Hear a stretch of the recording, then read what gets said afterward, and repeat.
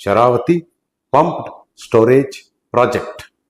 ಇಂತಹ ದೊಡ್ಡ ಯೋಜನೆಗಳ ಹಿಂದೆ ಬೀಳ್ತವೆ. ಅವುಗಳಿಗೆ ತಿಳುವಳಿಕೆ ಹೇಳುವಂತಹ ಜನ ಅಕ್ಕಪಕ್ಕದಲ್ಲಿ ಇರ್ತಾರೋ ಇಲ್ವೋ. ಇಂತಹ 10,000 ಮೆಗಾವ್ಯಾಟ್ನ ಪ್ರಾಜೆಕ್ಟಿನಿಂದ ಯಾವುದೋ ಕಾರ್ಪೊರೇಟ್ ಕಂಪನಿಗಳು ಆ ಪೈಪನ್ನು ಕೊರೆದು ಸುರಂಗ ಕೊರೆದು ದುಡ್ಡು ಸಂಪಾದಿಸ್ಬೇಕು ಅಂತ ಇರ್ತವೋ ಅವುಗಳ ಅಗತ್ಯವೇ ದೊಡ್ಡದಾಗಿ ಜನರ ಅಗತ್ಯ ಮರ್ತು ಹೋಗ್ಬಿಡ್ತವೆ.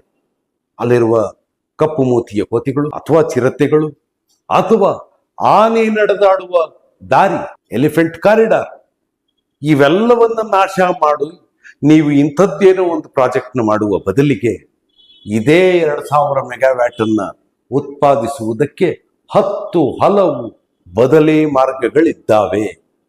ನೀವೇನು ಇದಕ್ಕೆ 10,000 ಕೋಟಿ ಖರ್ಚು ಮಾಡ್ತಿದ್ದೀರಿ, ಅದೇ 10,000 ಕೋಟಿಯನ್ನು ಎತ್ತಿಟ್ರೆ ಕನಿಷ್ಠ 10,000 ಮೆಗಾವ್ಯಾಟ್ ವಿದ್ಯುತ್ತನ್ನು ಉತ್ಪಾದಿಸುವ ಬದಲಿ ಮಾರ್ಗಗಳಿದ್ದಾವೆ. ದಯಮಾಡಿ ಆ ಬದಲಿ ಮಾರ್ಗಗಳನ್ನ ಆಲೋಚಿಸಿ.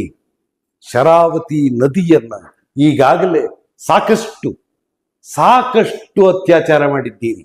ಆ ಶರಾವತಿ ಅನ್ನುವ ತಾಯಿಗೆ ಪುನರ್ವಸು ಅನ್ನೋ ಕಾದಂಬರಿಯನ್ನು ಓದಿದ್ರೆ ಎಷ್ಟು ಜನ ದುಃಖಿತರಿದ್ದಾರೆ ಅನ್ನೋದು ಗೊತ್ತಾಗತ್ತೆ. ದ್ವೀಪ ತರಹದ ಸಿನಿಮಾ ನೋಡಿದ್ರೆ ಹಿನ್ನೀರಿನಿಂದ ನೆಲ ಕಳ್ಕೊಂಡ ಜನರ ದುಃಖ ಏನು ಅನ್ನೋದು ಗೊತ್ತಾಗತ್ತೆ. ಈ ಪಶ್ಚಿಮ ಘಟ್ಟದ ಪರಿಸರವನ್ನು ಉಳಿಸುವುದು ಯಾವುದೇ ಆಳುವ ಸರ್ಕಾರದ ಆದ್ಯತೆ ಆಗಬೇಕು. ಅಧಿಕಾರದಲ್ಲಿರುವ ಎಲ್ಲ ಮಂತ್ರಿಗಳಿಗೆ, IAS ಅಧಿಕಾರಿಗಳಿಗೆ, ಎಲ್ಲರಿಗೂ ನನ್ನ ಕಳಕಳಿಯ ಮನವಿ, ಬದಲಿ ಮಾರ್ಗಗಳಿದ್ದಾವೆ, ಆಲೋಚಿಸಿ. ನಿಮಗೆ ಅದು ಗೊತ್ತಾಗ್ತಿಲ್ಲ ಅಂತಂದ್ರೆ ನನ್ನಂತಹ ಹಲವರಿದ್ದಾರೆ.